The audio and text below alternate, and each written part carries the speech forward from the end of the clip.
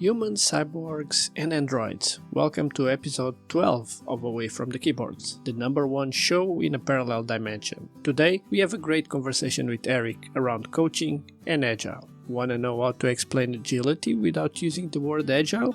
If you stick around, Erik will help you out. So if you haven't jumped out yet, join us for another great episode. So sit back, relax, and Erik, welcome to the show. Thank you very much, Wei. Thank you for inviting me here. So, to go and satisfy my curiosity of every agile person in the world, how did it all started? How did you first get introduced to agile and to agility? Tell me that story.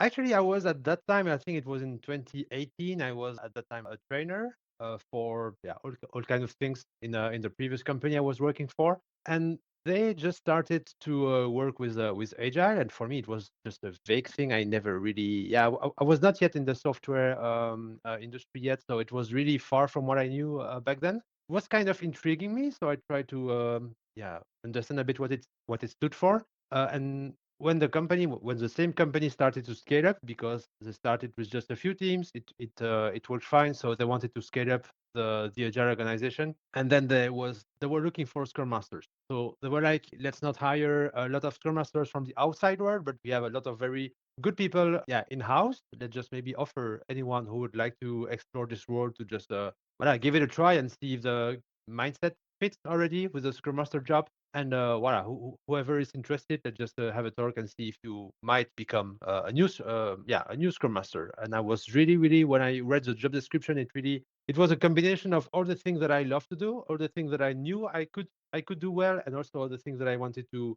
learn. So for me, it was really like reading my dream job description. So I just went all in and I never looked back. Cool. And you started like coaching and that learning like pretty early on, right? 2007, which is 6 years after the manifesto came out. Curiosity from my side, what changes have you seen in the industry since back then to now 2025? First, when you say coaching, it can include a lot of things. There are multiple types of coaching, and the coaching that I was doing at that time when I started, it was very specifically targeted to retail workers. So I was working in a telecom company, and the coaching that I was doing was for the salespeople. So I was there in the shops, listening to what they said with customers, trying to understand what was the driver that they had to do this job. So also to rediscuss a bit their sales speech. So it was a mix of coaching and training, and I think that it's also an interesting sense to have a combination of those two positions, because it can cover both the hard skills and the soft skills. And if even if we consider them very different, they are often very intertwined. But indeed, it evolved more and more, of course, in the last few years to a regular, I would say, if it's even a thing, a regular agile coaching position. And I think the main difference I've seen in the last few years is really about the coaching in general can be a bit, how to say this, I wouldn't say despised, but like, not really neglected neither, but like looked from the top, in the sense that there are a lot of people just having one side of the coaching universe, and just thinking that just being able to do, I don't know, life coaching makes it possible for you to do any kind of coaching, which is not entirely true. And the fact that there was a high demand for coaches in the last few years also meant that we opened the doors to any kind of experienced or inexperienced people, not fitting people in the role. And I think we kind of need to rebuild the image of coaching in general, not being this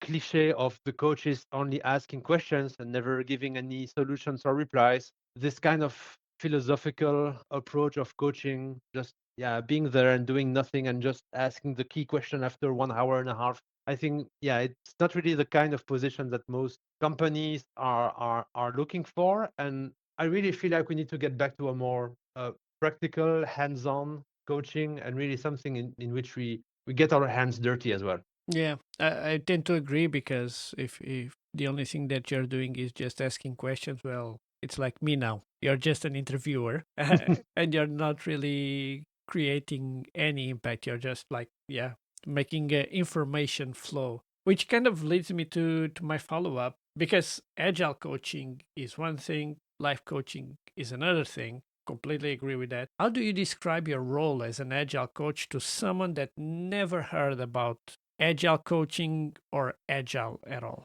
Hmm.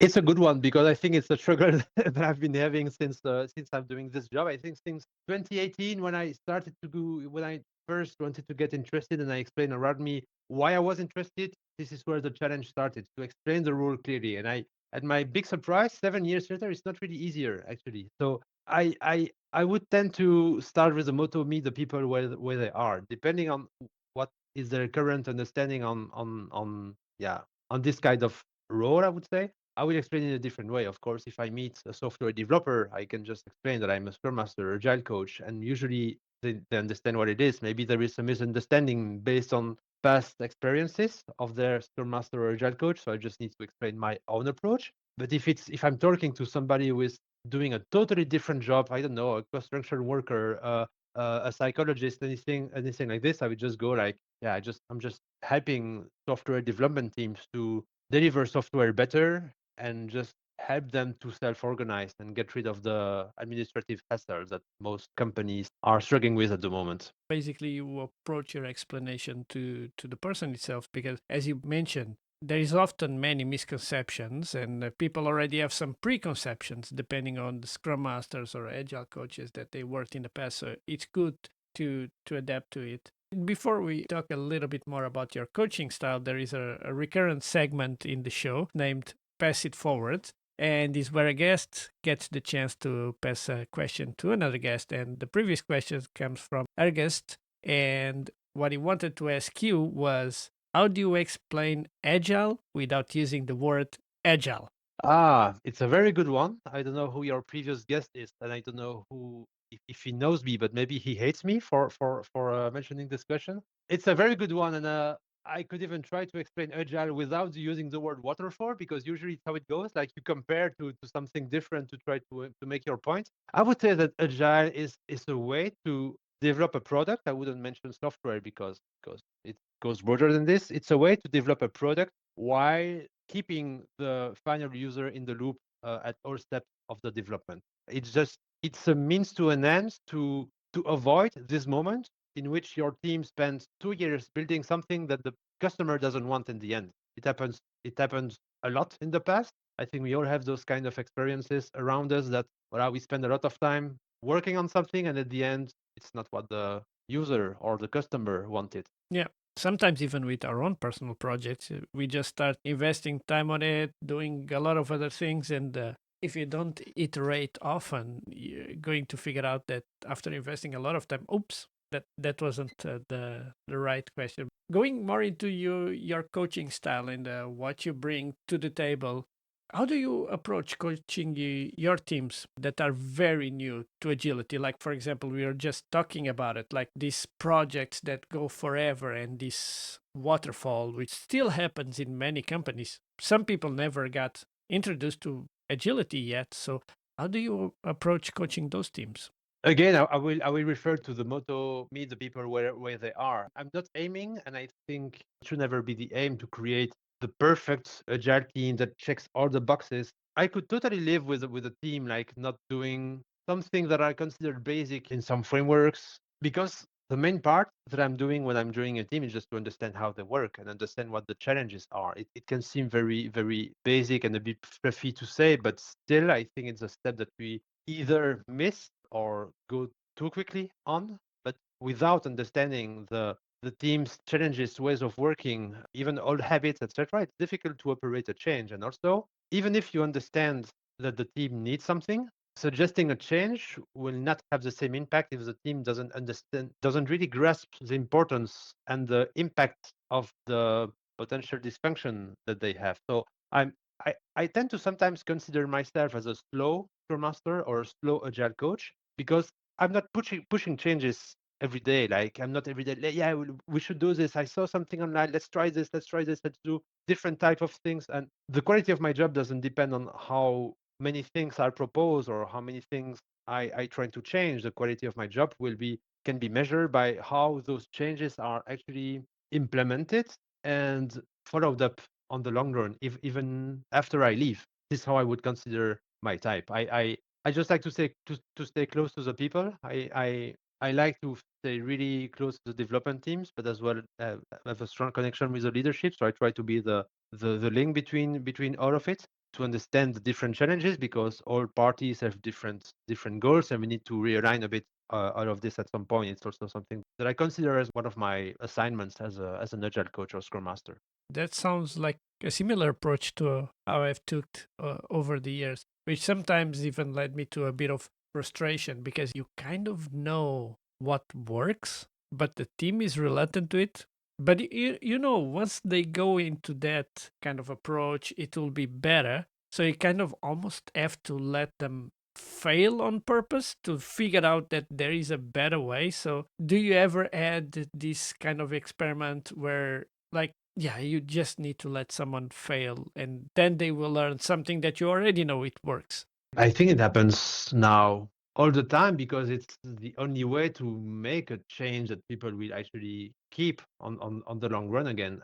I know that sometimes if I want to change something too quickly because I know that it would be helpful, the adoption of this change will not be taken the same way because you are just asking people to follow you blindly and just change something because you as an agile coach you feel like it's the best thing to do. But even for the trust of the team, it's not the most helpful way to do it. And I feel like by observing things that could be changed and waiting before proposing, we are kind of filling our toolbox with just the right tool that can be used at the right moment. And the right moment is not where you see the issue. The right moment is where the team sees the issue. What you can do is also make sure that the issue is visible, work on it, like make it really clear that it's a dysfunction, for example, and then you get the team ready to also follow you in the change that you want to do. But this part is definitely a necessary step in every change.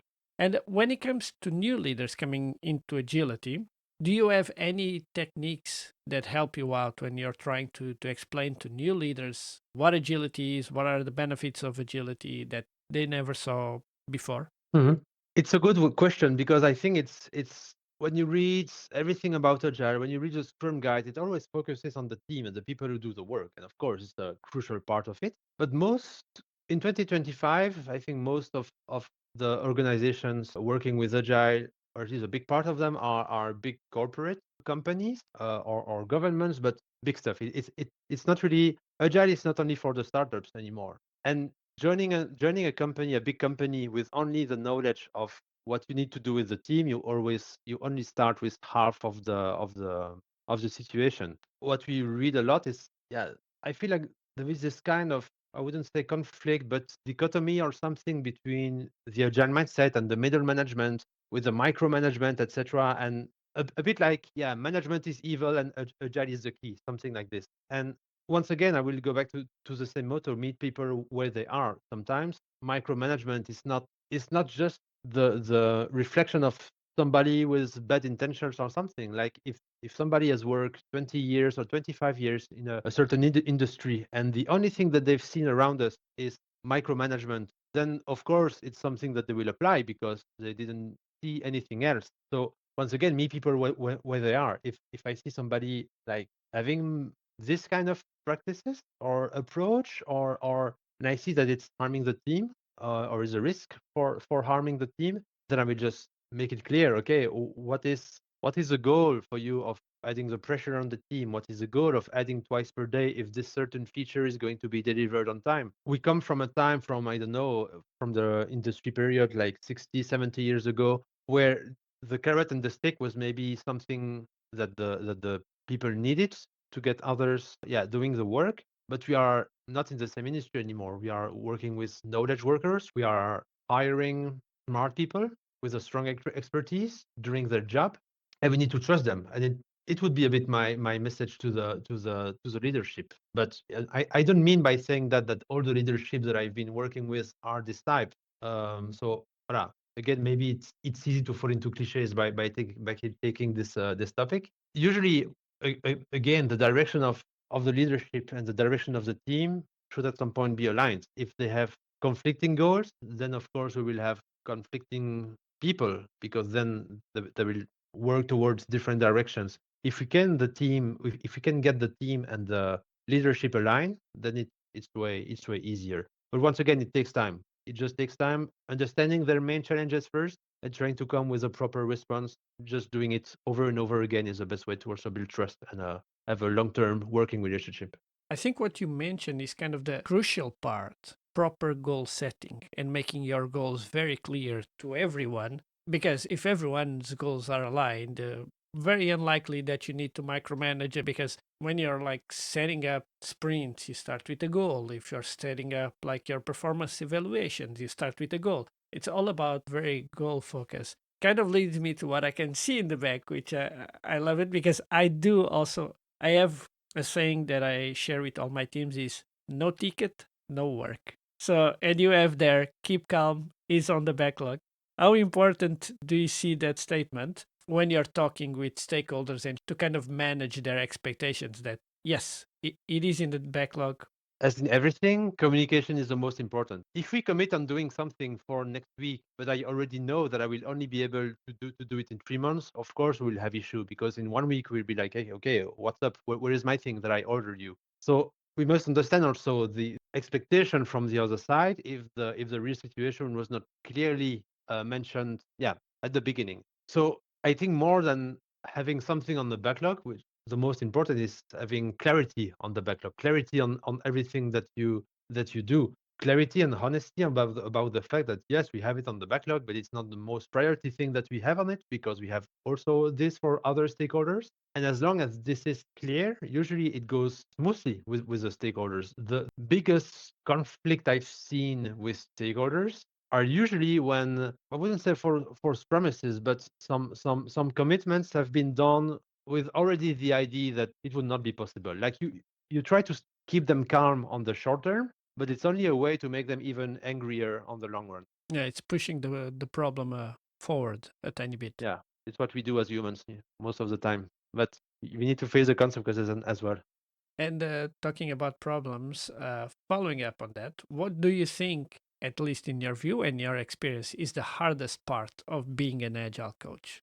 The hardest part of being an agile coach, I'm sometimes a bit biased about this because I love my job so much that I can't even easily say like the hard part I'm struggling with. No, I would say that the hardest part would be it's a bit the same as we need to communicate to the teams. Choose your battles because we see so many things around us that we feel like we should work on, we should improve, we could have an impact there. And I'm a really passionate person, so I want to be involved on everything that I do, but it just ends up being me saying yes to a lot of things and afterwards not having the time. So back again to the previous discussion that we had. But yeah, choosing your battles, I think is the most important things. I think it's also the same problem when it comes to product owners and to development teams. And the development team is like, should you focus on maybe improving the architecture? Is that the most important thing? Or making it a bit more readable? Or would it be to ship a new feature? And for product owners, I think it's also the ability of saying no. We don't have time, or we don't have capacity, or that's not at all aligned with what we are doing as a team. And what is the most rewarding part for you as an agile coach? For me, I would say it's when the thing that you work on, your suggestions, your improvements start to have an impact. You start to see that even in your absence, it's sustainable because it's easy to be an agile coach and keep things running by being present every single day with the teams. Of course, I will follow it because you are there, so they kind of need to follow you on this. But I think when you are able to leave a team and seeing that the thing that you implemented 3 months ago are still alive, yeah, for me, it's the most rewarding thing because it means that it was really useful. If they still use it and still gone in this direction, it means that it was the right thing to do at that time. I used to say to my teams that my job is to make myself not needed. Hmm. And that's not just because I'm lazy and I don't want to work, it's because I want you guys to be able to do the work without having to rely on me. But it's a very good one, and I think it's something that it's more easily said than done. I would say from what I see around me, because it's something that I really like indeed to do things that can be sustainable in my absence. It's not really reflecting what I see around me in the industry, though. We can still see a lot of Scrum Masters wanting to be there at every single team event or Scrum event. I would mean like, okay, no sprint, no Scrum Master, no sprint planning, this kind of things. No, of course, the goal is that the team can continue in the direction that you guided them to, even in your absence. And there is some kind of conflict of interest at some point between this intention that we should be able to leave a team, but also that people need to work. And I feel like a lot of Scrum Masters, Agile coaches avoid becoming obsolete because it's some kind of going in this direction of becoming obsolete is also risking your own job. And I think it's a sad thing, and it's also something we should reinforce that if you leave a team, it doesn't mean that the team should not have a Scrum Master anymore. It just means that at some point you probably reach the point where your improvement and your style and your approach has come to a less impactful way of working. After 1 year or something with the team, I like to change because I also like that the team that I previously had have a new Scrum Master, who is not biased as I could be after a few months, or with a different expertise on things, or with a different approach, will see things that I didn't see, this kind of things. So I think it's the best thing we could we could do to become obsolete. It's just that I don't see it happening so much in the industry. My personal experience so far is that every time I made myself obsolete, it just created way more opportunity for me, not the other way around. But you touch upon a really nice thing that you just said. Like you like to keep changing and allowing your teams to also experience other Scrum Masters because everyone has a different view, life experiences, and so on. But also gives you an opportunity to keep growing and keep learning. So curious, how do you keep yourself up to date? How do you approach learning and growing as a coach?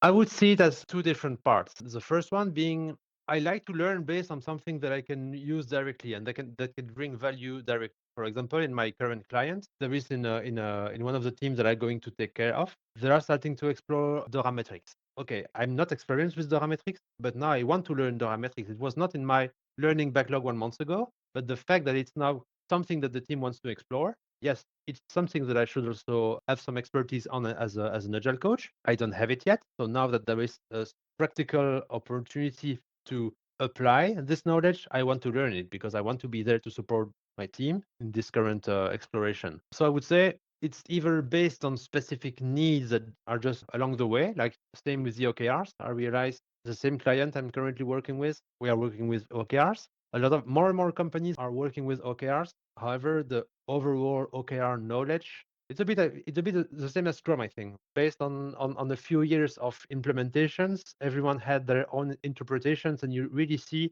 you never see the twice the same kind of implementations in two different companies. And I think for OKRs, I realized, yeah, of course, I need to step up my game because I want to be able to just help my current client better. So I will just learn on OKRs. It just because it was what I needed at this exact time. So voila, I just took a training online, probably during a few weeks, having two certifications about OKRs because it was just responding to a need that I currently had. So I think it's on one side. On the other side, we are living in a very interesting era because everything is accessible very easily. In a few clicks, you have access to any kind of knowledge that you would like to explore, and it's so easy that I just once again choose your battles. I think it also applies to this topic. As a passionate person, I would tend to try to learn a lot of things every single day, but it's a mix of things that I need for my work, for my career, for my clients, as I said before, but also just things that I want to learn because it makes me happy. It can be something totally not related to a situation that I'm currently having, but just for the sake of learning. Everything is possible. Like there is no better job security than the one that you create yourself by constantly growing. The world is changing so fast. The skills that you needed 10 years ago are not the same as the ones you need today, and it's even very far away from the ones that you will need in 5 years or 10 years from now. So if you stop learning at some point, whatever topic it would be, then it's way more problematic in the long run. And for someone that is joining new, they started thinking about becoming an agile coach or a scrum master. They are doing their first steps. What advices do you have for someone that just wants to become a scrum master and help their team? For someone really jumping in the job and discovering the job, I would say that theory is worth nothing without understanding what happens on the field. So again, observe what's happening. Don't come. I'm saying this because I made a mistake when I knew that I would become a scrum master. I was so exciting that I just read a lot online and just read the scrum guide from top to bottom and bottom up in 7 different languages that I don't even understand. So just I was just so excited that I just built a lot of theoretical knowledge before doing my first step on the field. And of course, I made mistakes because on my day one, I wanted to change the way they were writing the user stories. I wanted to challenge something that was coming on the backlog, but it wasn't just my first day. So it has nothing to do with what they really needed at that time. So I would just say, well, keep calm, step back, observe, and use your theoretical knowledge as a toolbox for an issue that is really an issue, not just for the things that are differentiating between the theory and the practice. I think I fall victim to the same mistake when I started, where I start, no, no, no. The board needs to have these columns, and you always need to have a daily every single day and be 15 minutes maximum. What? But what if tomorrow it takes 20 minutes because we have a bit more to discuss? Well, the world is not going to break because of that. It's indeed the case. And I think it's a mistake that we all did. And we were guilty of being maybe too excited or too impatient to have an impact and to propose something. But yeah, I think it's as well a necessary step. So maybe I will give this advice or maybe I will not. So just so the person makes the same mistake again. Exactly, learning from the failures once more. And when it comes to books or resources online, what is like your go-to recommend to a new agile coach or a new scrum master? I like buying books. I don't like reading books. No, I like reading books, but I just don't take enough time to do it. So I have way more. My backlog is getting more full more quickly than it's getting out of the way. So for me, the one that changed the most my way of viewing things was Drive by Daniel Pink. Maybe it's not directly related to Agile or Scrum or anything, but by touching the deep way that people are getting motivated, you maybe understand a lot of working with people in general, or even more than this. It's even something that you can transpose to your position as a parent, for example. And again, we were talking about the carrot and the sticks earlier in this conversation. I think in 2025, understanding what really drives people, what really motivates people, is the best way also to be aligned and to have a good driving and genuine energy in a team. It would definitely be my go-to thing way before the theoretical agile related books. Cool. We'll make sure to add it to the show notes so that other people can find it. And if there is anything that you hope that people listening to this podcast, one thing that take out of this whole conversation, what would it be?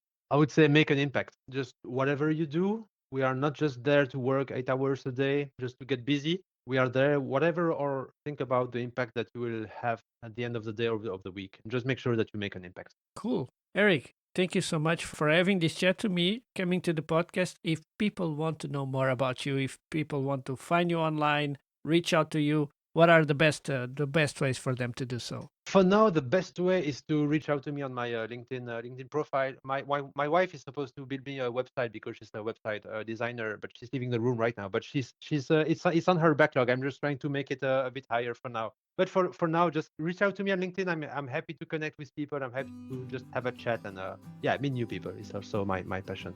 Super.